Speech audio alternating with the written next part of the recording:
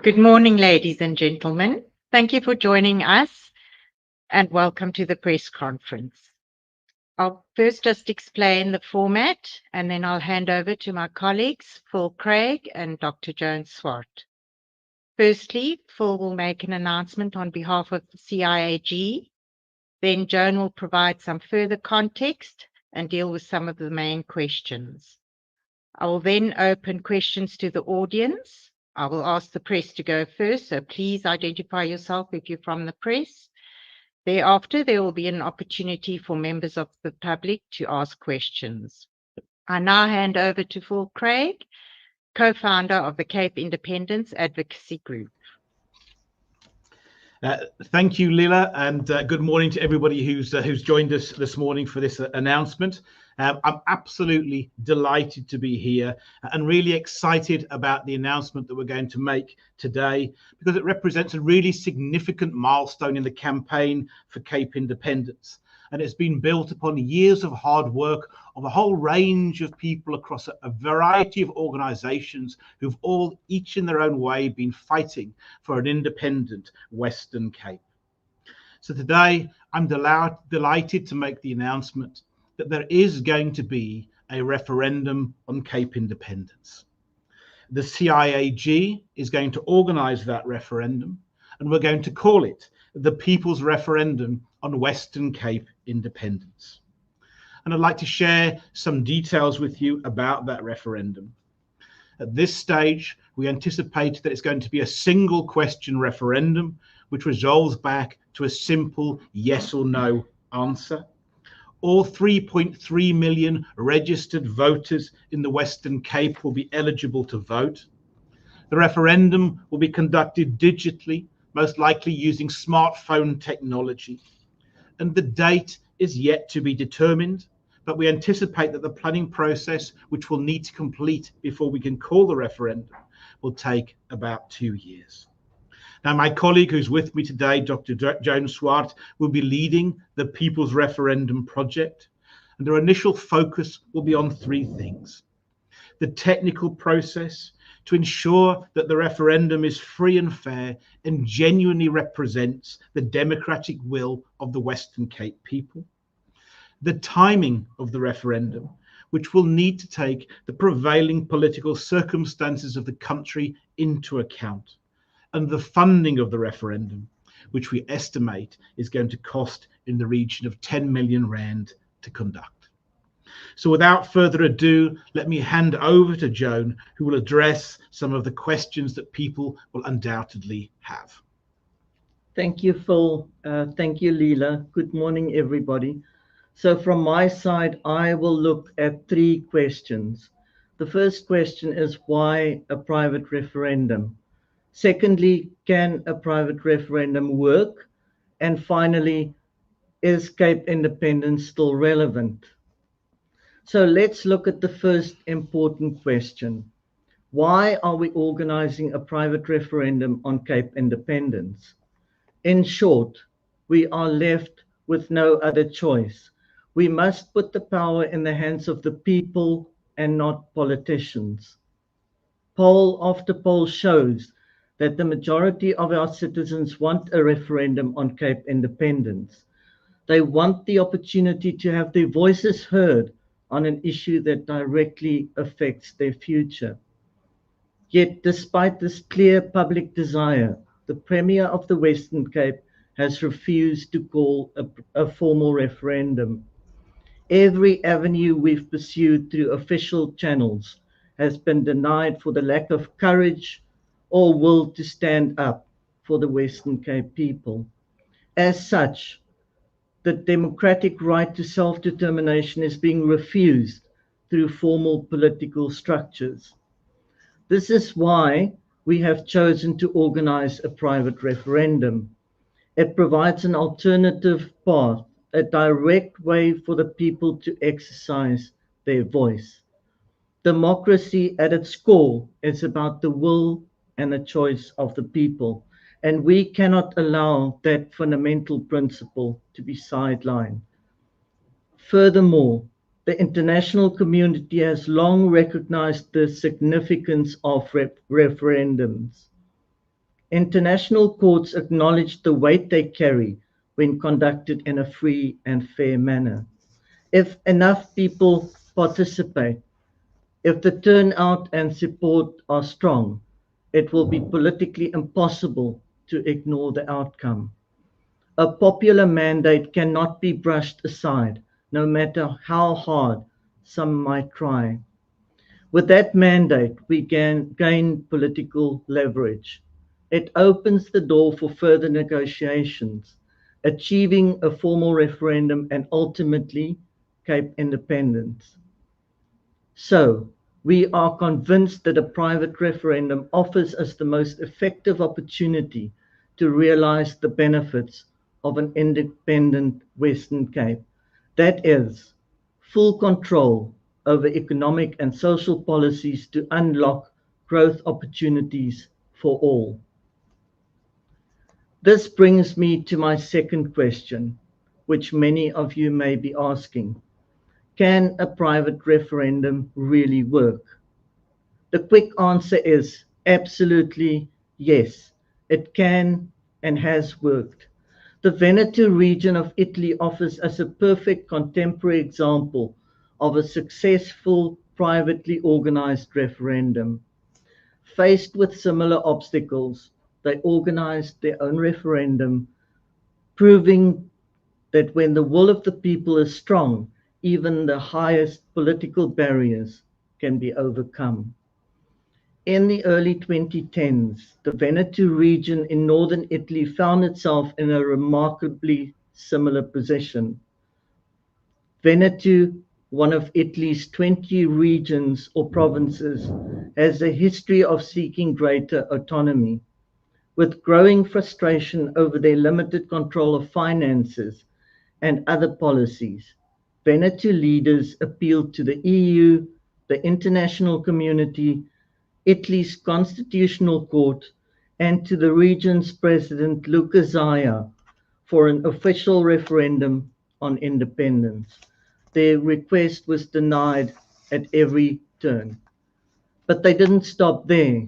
When all official channels were blocked, the people of Veneto took matters into their own hands. A grassroots movement, plebiscito.eu, was formed with one goal in mind: to organize a private referendum. So in 2014, despite opposition, they held the vote.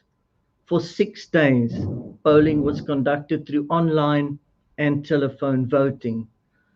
The results were remarkable. With a high turnout, a clear majority voted in favor of independence.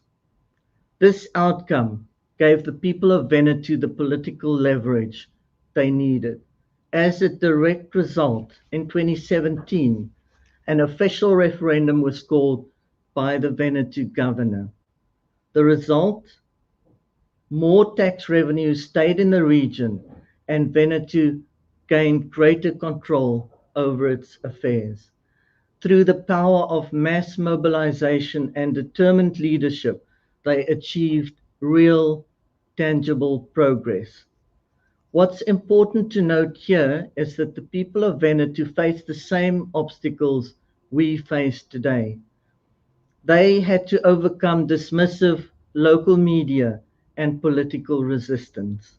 But with the private referendum, they built momentum that could not be ignored. The Veneto case shows us that a private referendum can be more than just a symbolic act. It can lead to real political change, to greater autonomy, and to a better future for the people. We are convinced that such a people's referendum will serve the Western Cape equally well. The third question worth considering is Cape independence still relevant today? The answer is a resounding yes. After 30 years of democracy, the majority of Western Cape voters have yet to see a national government that reflects their choice at the polls. The Western Cape has a multi-billion rand budget shortfall because it is subsidizing the rest of South Africa. Race-based policies are forced onto the Western Cape against its will, and 2/3 of Kaapenaars believe their lives would be fundamentally better off in an independent Western Cape. In 2023, a Victory Research poll revealed that 68% of respondents in the Western Cape supported holding a referendum on Cape independence, and 58% indicated that they support Cape independence. This support was not a fleeting sentiment. People continue to recognize the need. What's more, this support cuts across political affiliations. The desire for greater autonomy in the Western Cape is not tied to any single party, but rather to the prosperity of the collective people. It's crucial to understand that elections are not always a true measure of support for a specific issue like independence, where many voters may feel their options are limited by the broader national political landscape. There was a moment of hope in 2024 with the formation of the Government of National Unity, or GNU. It created a sense of optimism that South Africa might finally be saved from the years of ANC-led corruption, poor governance, and economic mismanagement. But while we remain hopeful that a miracle could occur, our motto has always been clear: hope for the best, but prepare for the worst. The GNU deserves a chance to prove that it can not only hold together, but deliver. In reality, however, the ideological divide at the heart of South African politics has not changed in 30 years. No amount of compromise will overcome this. Cape independence is not just relevant, it's more necessary than ever. We must prepare for the possibility that the national government may continue to fall short, and Cape independence offers a path towards a prosperous, secure future for the people of the Western Cape. So, in summary, a private referendum bypasses the Premier's refusal to call a referendum by giving the people of the Western Cape a direct, proven, and viable way to express their democratic will. Thank you.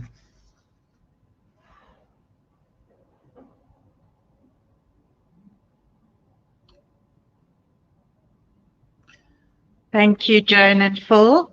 I must say this is a very exciting day for me and one that I've been waiting for a very long time. I'll now take questions. Are there any questions from the press?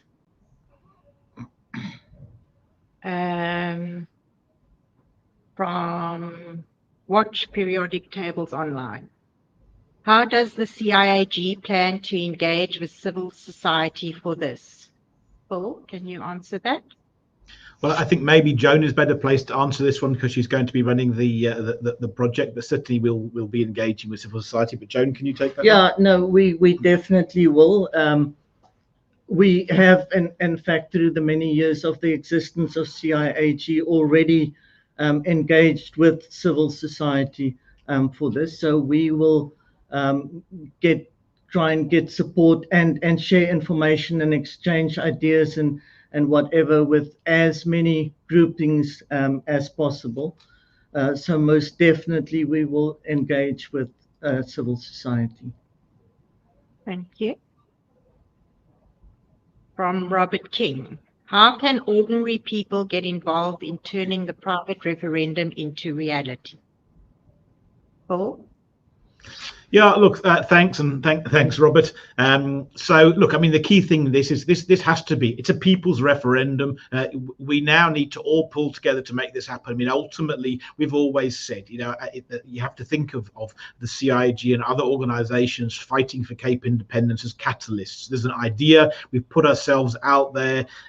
We've driven this so that people can consider it, and we've made a path. We're creating a path for Cape independence. But ultimately, if people don't get onto that path, then Cape independence will never be achieved. Now, there are a number of obstacles here. We will deal with the technical. We've already got a technical team in place. We've already got a good understanding of what we're likely to do technically.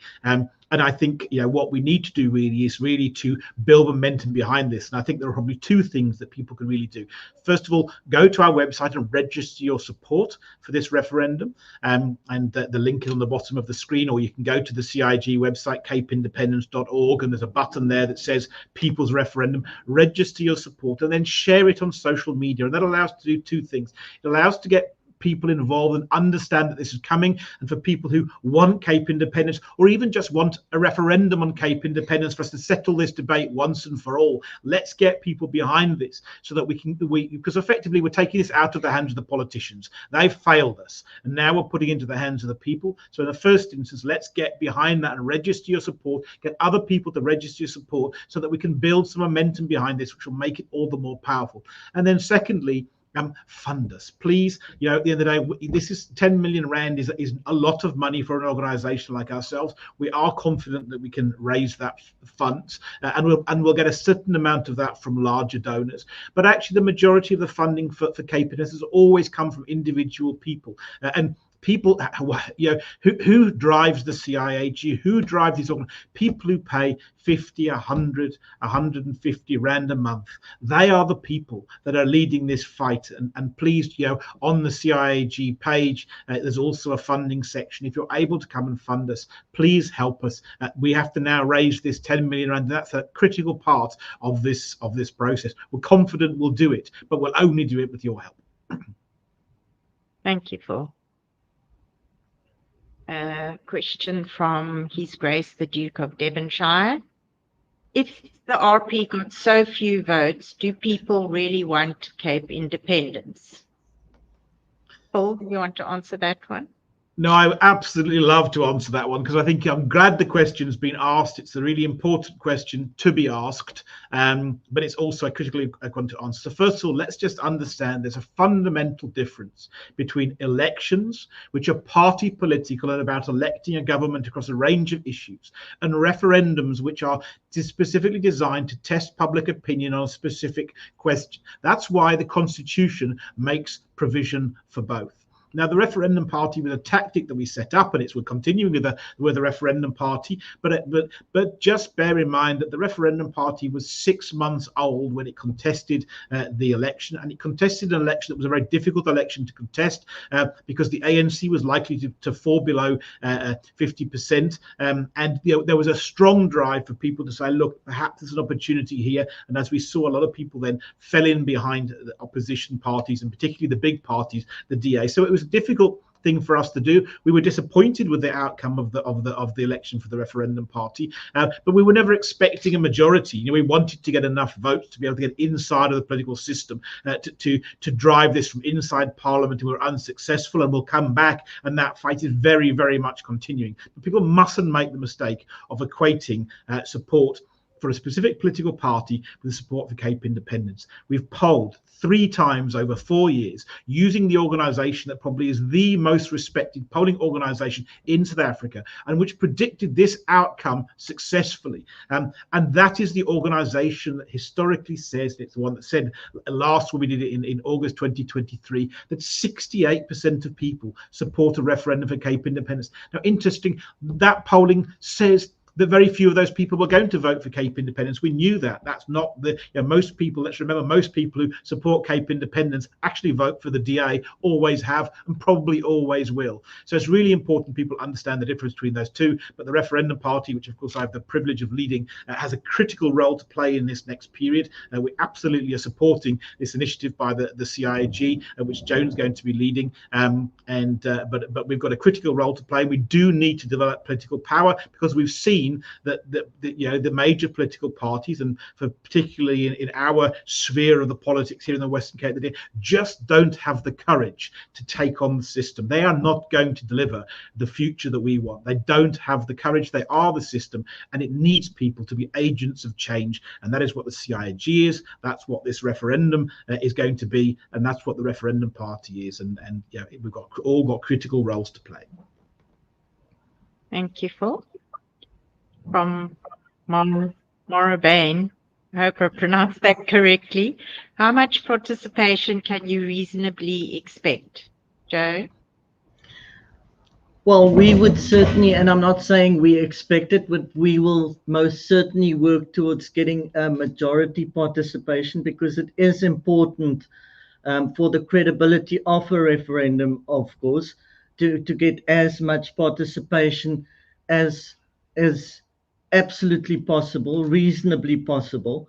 So we're hoping to actually involve, or shall I say, send an invitation or send a vote, or whatever the case may be on the technical specification side, to almost 100% of the voters' roll.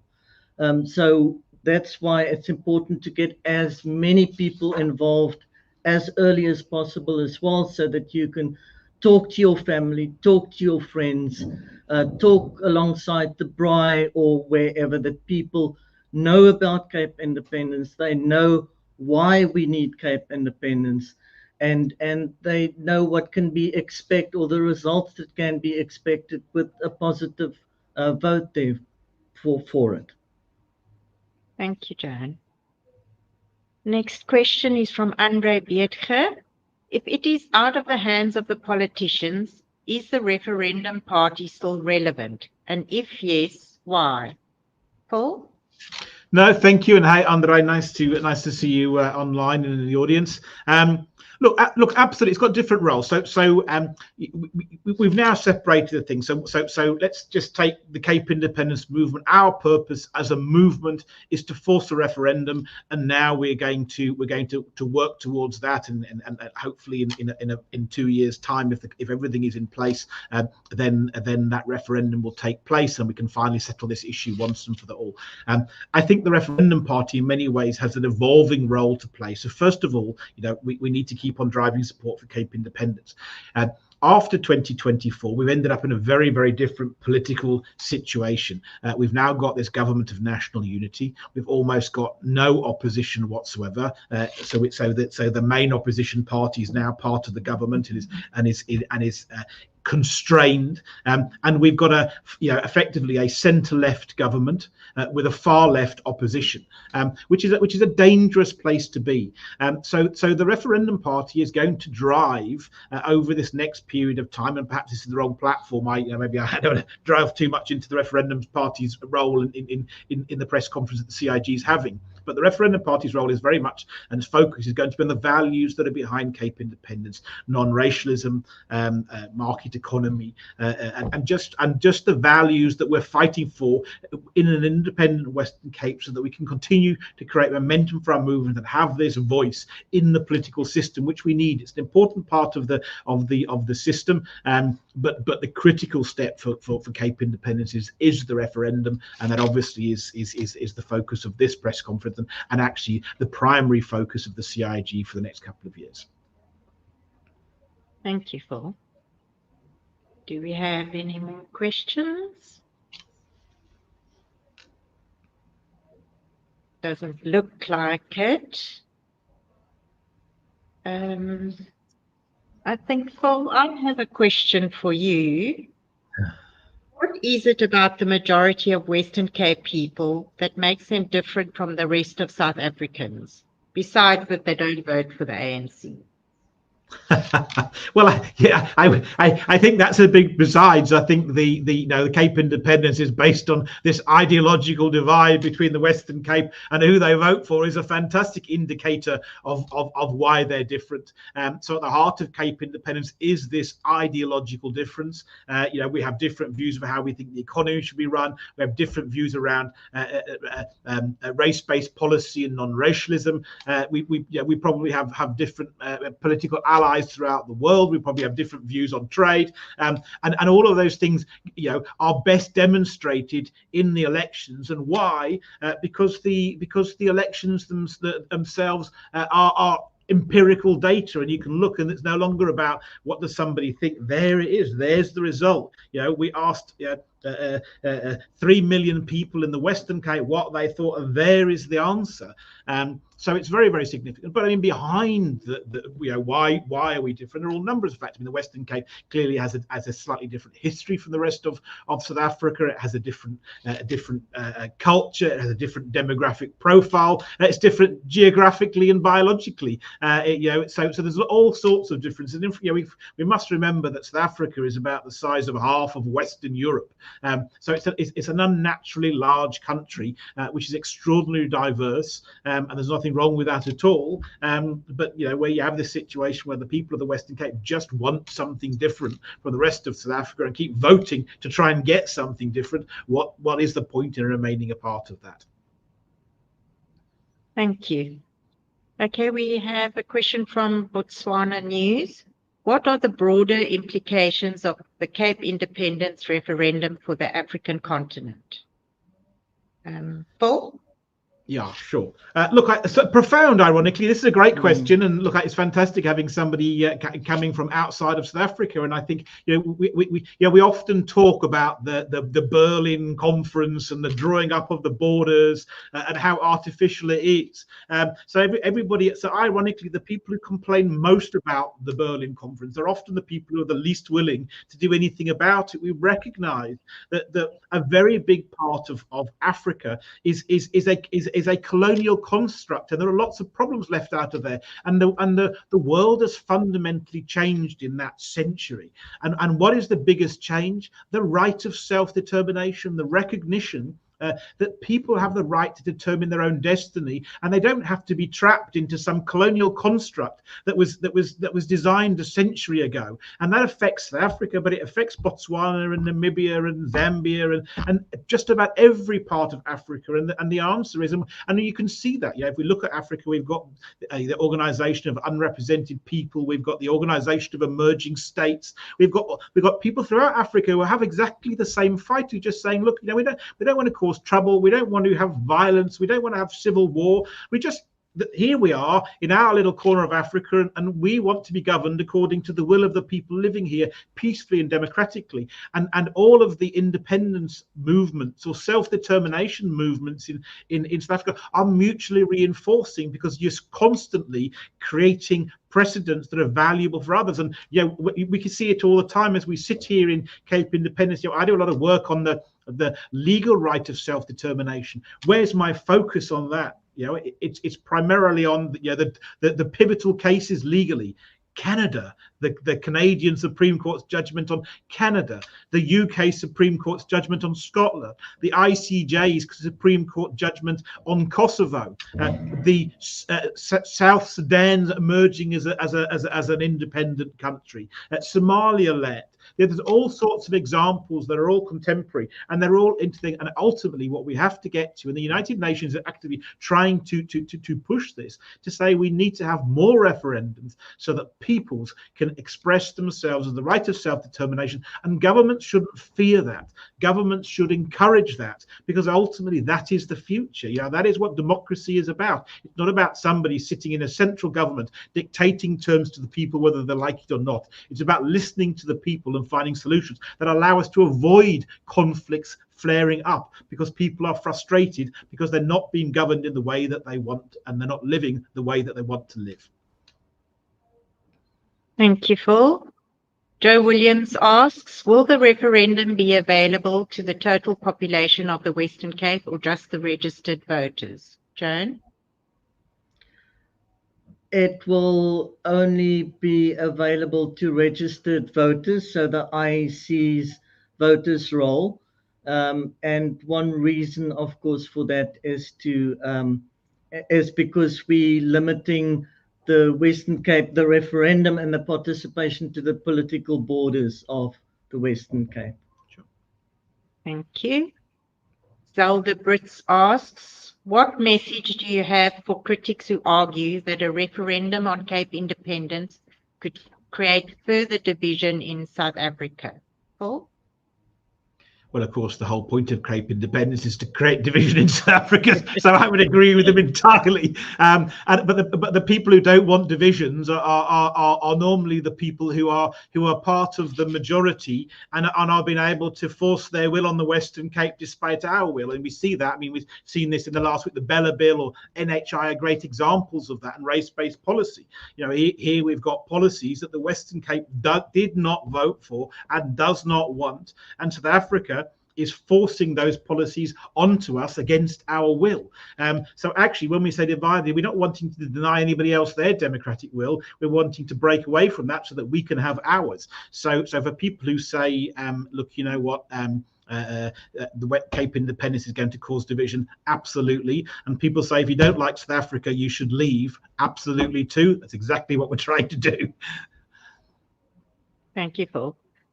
Andre Beetke asks, if it will take 2 years, that will be at the same time as the next local government election. Will that not confuse all again? Joan? Yeah, the 2 years are the planning period, so that's not a precise indication of when we are planning to hold the election. So we'll take the elections into account, or the referendum, shall I say, and we'll take the elections into account. And the prevailing conditions in the political landscape of South Africa. So we will make sure that there's no confusion there at all with the municipal elections.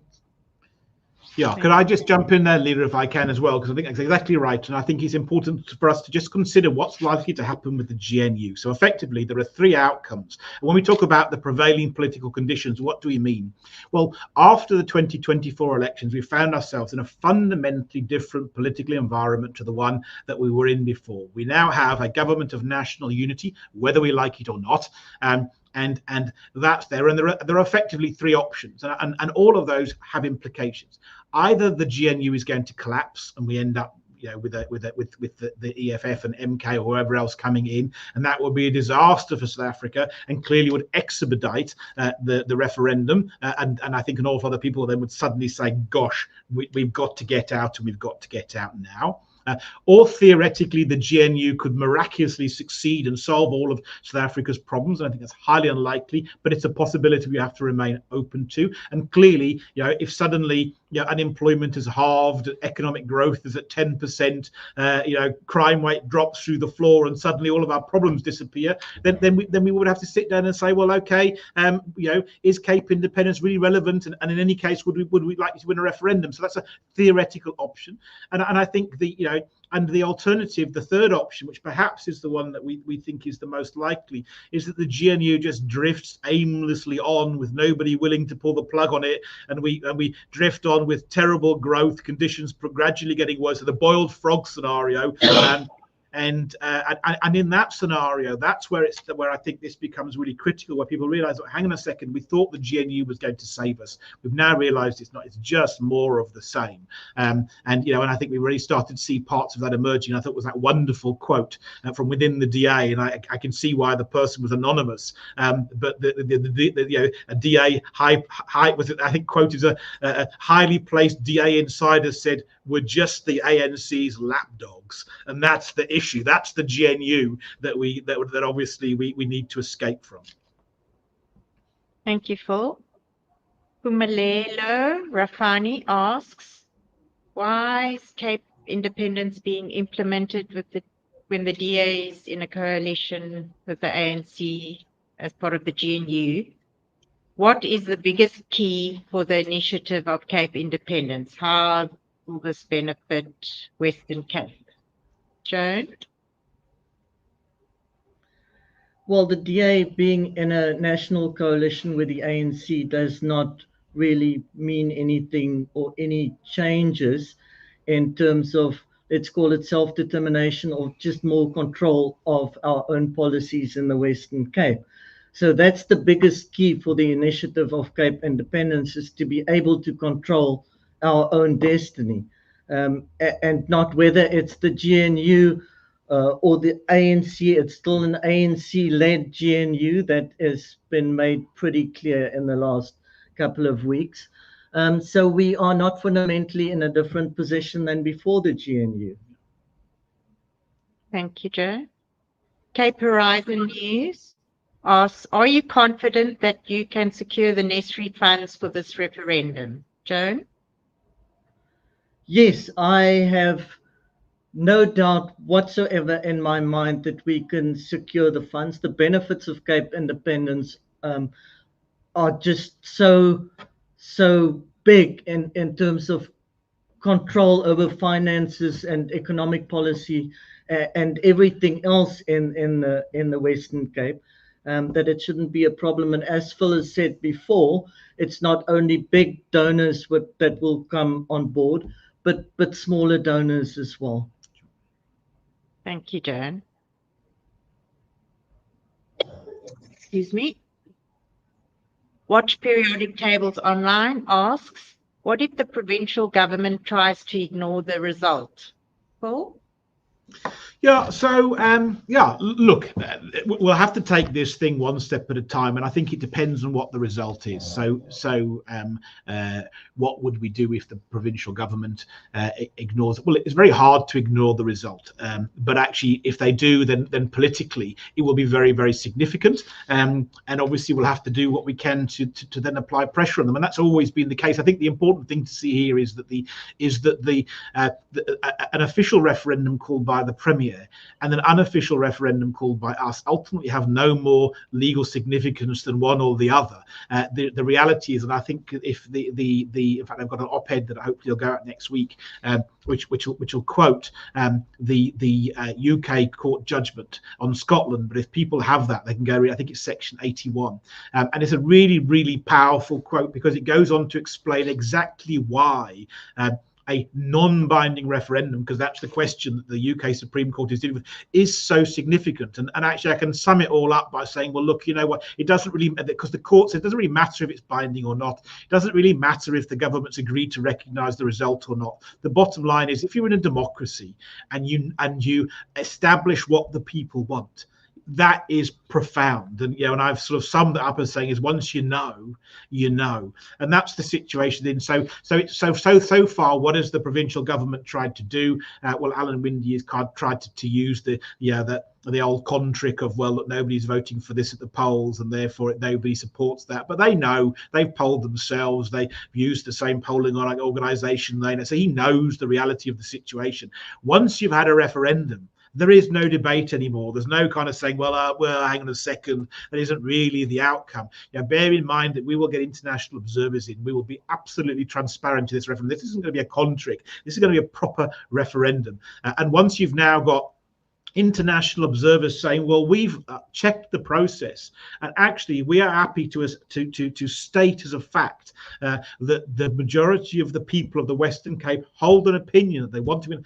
Very, very difficult for the provincial government to ignore. Now they may try, and obviously if they do, then we'll have to deal with that. But it's not so easy as to say, well, look, they can just ignore it. It's going to be there. It's going to be the elephant in the room. And my gut take, having dealt with most of the politicians involved, is that they wouldn't try to ignore it. I think it would be that's not the approach they're likely to take, because I think ultimately it's an approach that is a losing hand for them. I think they're more likely to take an approach of saying, well, look, this has happened, we'll have to deal with the consequences of this, and perhaps they'll stall or try to negotiate down, which ironically is exactly what happened in Italy.